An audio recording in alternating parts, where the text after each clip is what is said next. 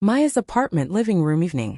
The apartment is elegantly decorated with wedding magazines scattered across the coffee table, sample invitations pinned to a cork board, and fabric swatches draped over chairs.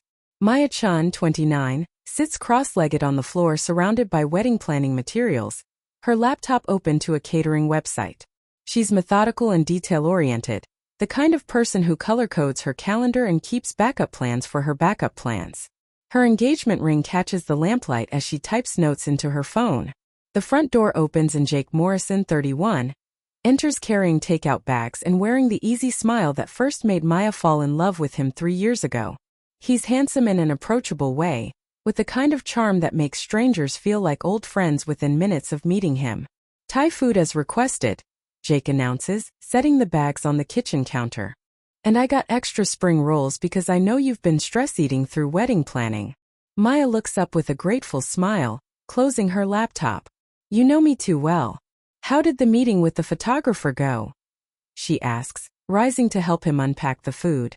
Good, I think. She showed me some samples from other weddings. Very artsy, lots of candid shots. Though she did ask if we wanted any photos with your family. There's a slight hesitation in Jake's voice that Maya doesn't catch, too focused on dividing the pad thai onto plates. Of course we do. Mom's been asking about the photo timeline all week, and I promised Lily she could see the photographer's portfolio before we make the final decision, Maya says, carrying plates to their small dining table. Speaking of Lily, she's coming over tomorrow night to help with the seating chart, right? Jake asks, and there's something in his tone that makes Maya glance up at him. Yes, why? She responds. No reason. Just want to make sure I'm not in the way of sister time, Jake says with what seems like a casual smile, but Maya notices he doesn't quite meet her eyes. The next evening, Maya bustles around the apartment, straightening cushions and setting out wine glasses. She's changed into a flowing sundress that brings out her eyes, and her hair is swept up in a way that shows off the delicate earrings Jake gave her for her birthday. The doorbell rings and Maya hurries to answer it, revealing Lily-chan, 26, Maya's younger sister who looks like a more relaxed, bohemian version of Maya. Where Maya is polished and precise, Lily is effortlessly beautiful with tousled hair and vintage clothing that looks thrown together but somehow perfect. She carries a bottle of wine in her oversized purse that serves as both accessory and portable storage unit. Sorry I'm late, traffic was insane, Lily says, embracing Maya warmly. And I stopped to get that wine you like, the one from that little vineyard we visited last summer. Maya takes the bottle gratefully. You didn't have to do that, but I'm glad you did. This seating chart is going to require alcohol. They settle at the dining table where Maya has spread out a floor plan of the reception venue, place cards and a detailed spreadsheet listing every guest, and their various relationships and potential conflicts.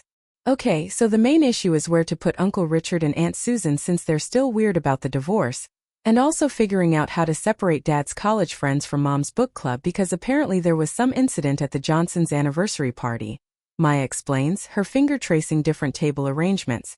Lily picks up the guest list, scanning it with amusement. God, families are complicated. Good thing you found someone uncomplicated like Jake. As if summoned by his name, Jake appears from the bedroom where he's been presumably working on his laptop. He's changed into jeans and a fitted t-shirt that shows off his gym-toned physique, and his hair has that perfectly tousled look that seems effortless but Maya knows takes him 20 minutes to achieve. Hey Lily, he says, his voice carrying a warmth that seems to make the room temperature rise a few degrees. How's the maid of honor business treating you?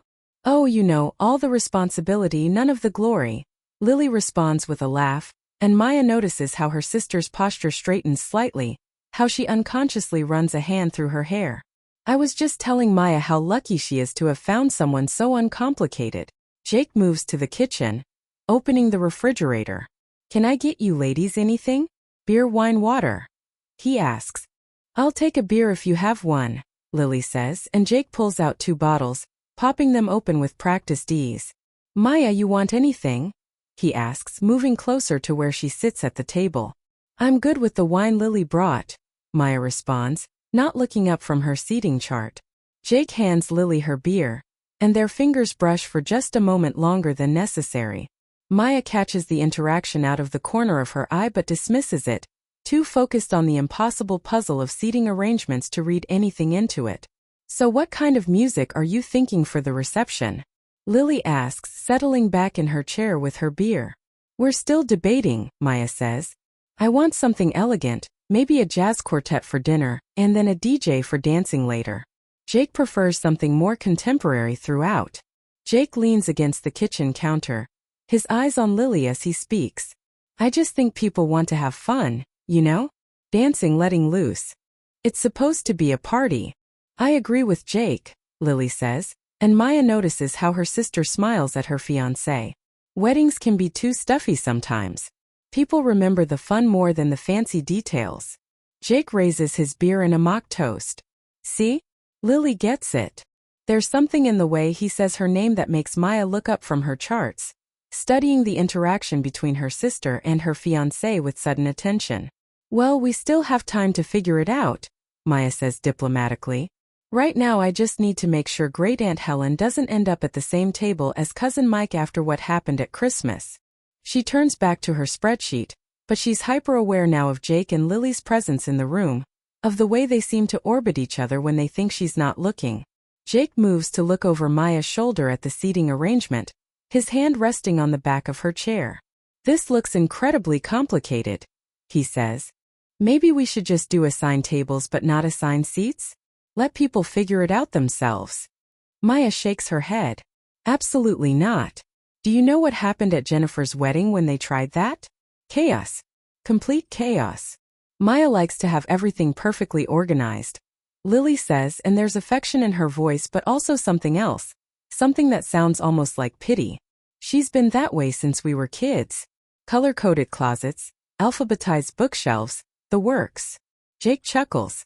I've noticed. It's actually kind of amazing how organized she is. I'm more of a chaos person myself. I remember, Lily says, and something passes between her and Jake that Maya doesn't understand. What do you remember? Maya asks, looking up from her charts. Lily takes a long drink of her beer before answering. Just from when we first met Jake at that barbecue at Mom and Dad's. He was telling stories about college, about all the crazy things he did. I remember thinking he was so different from the guys you usually dated. Maya remembers that barbecue, how nervous she'd been introducing Jake to her family, how important it was that they like him.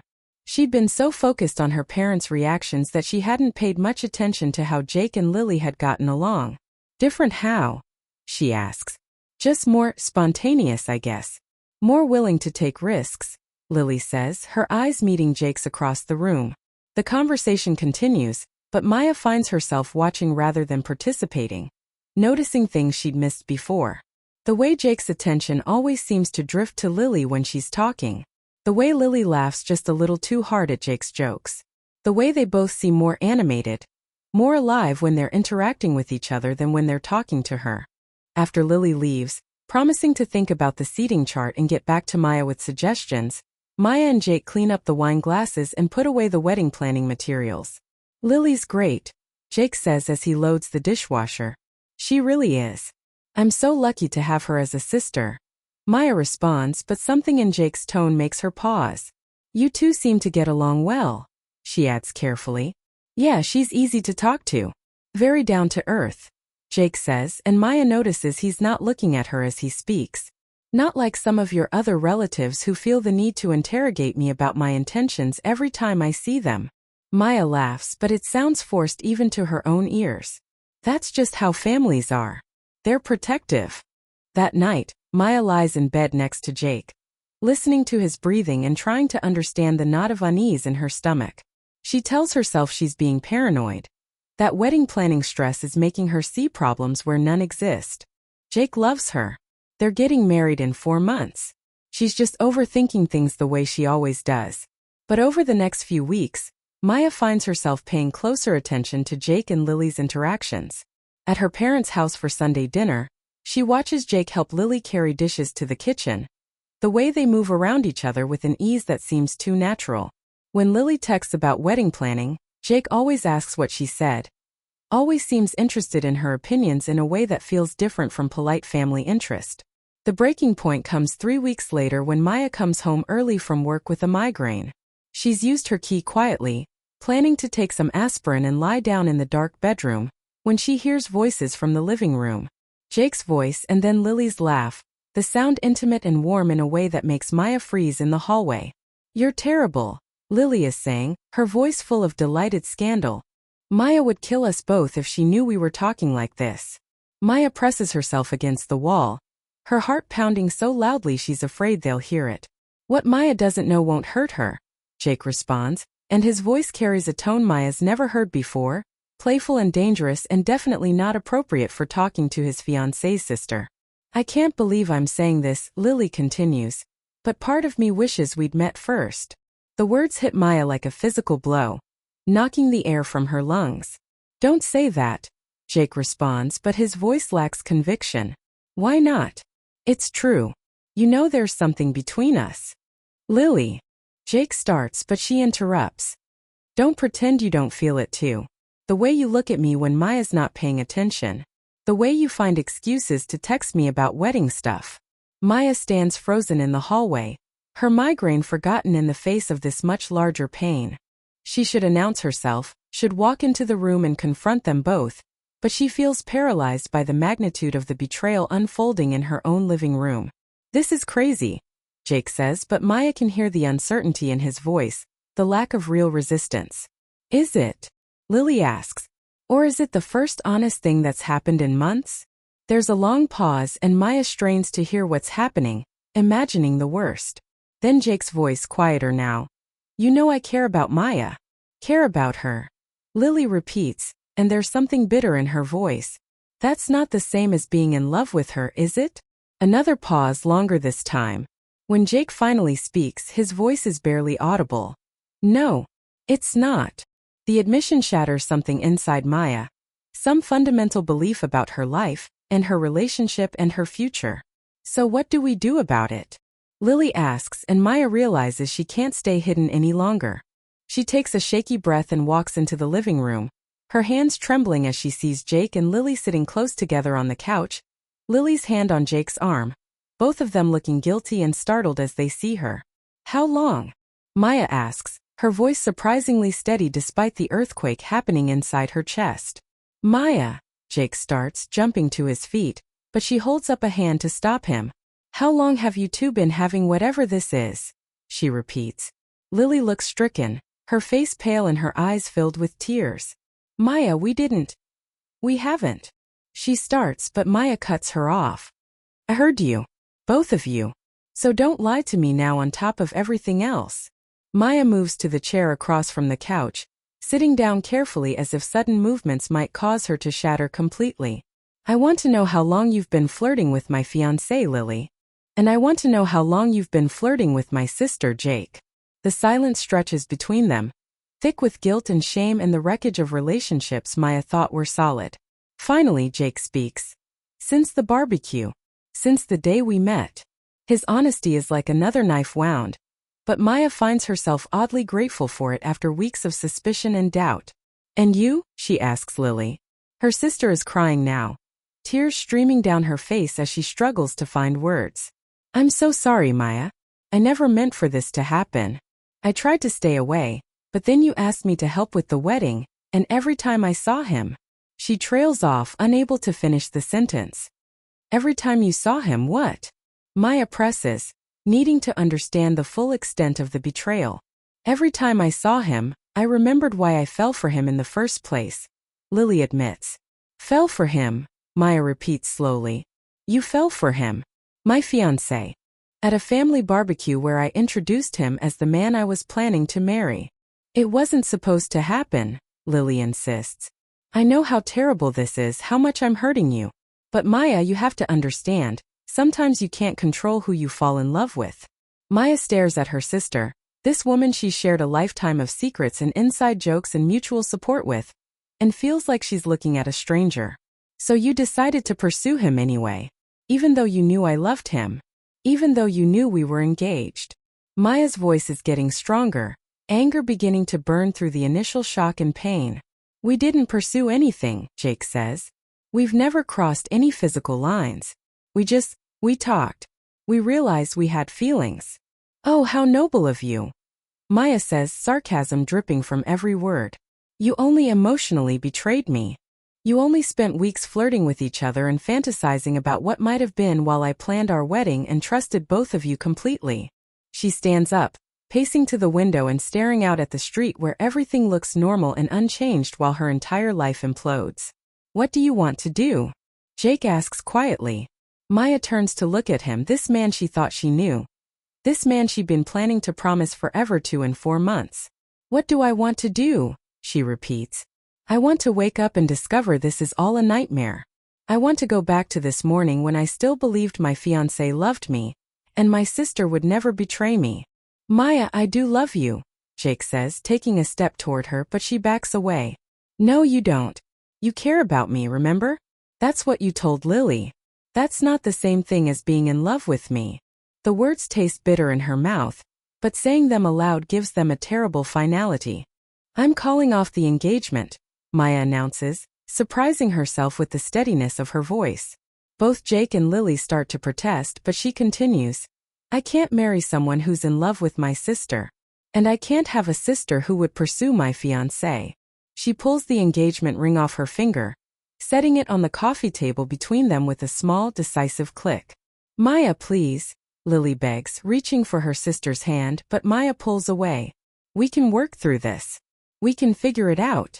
Maya shakes her head, feeling suddenly exhausted by the weight of everything that's happened. No, we can't. Some things can't be fixed, Lily.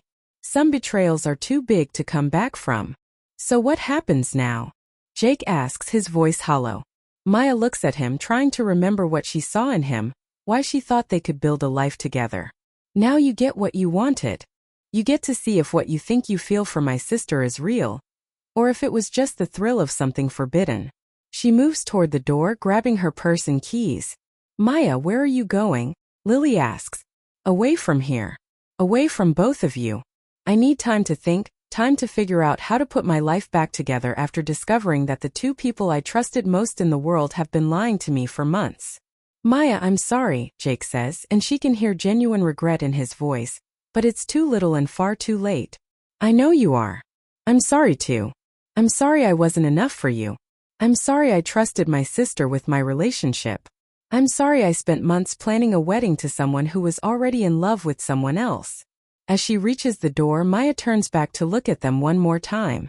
They're standing close together now, not touching but clearly drawn to each other even in the midst of this catastrophe. You know what the really sad part is? She says. You probably would have been good together. If you'd met first, if you'd been honest from the beginning, you might have had something real. But now it's built on lies and betrayal and the wreckage of my trust. Good luck making that work. Maya walks out of the apartment, closing the door behind her with finality. She sits in her car for a long moment, her hands shaking as the full impact of what just happened settles over her. Her engagement is over. Her relationship with her sister may never recover. The wedding she spent months planning will have to be cancelled. The life she thought she was building has crumbled in the space of a single conversation.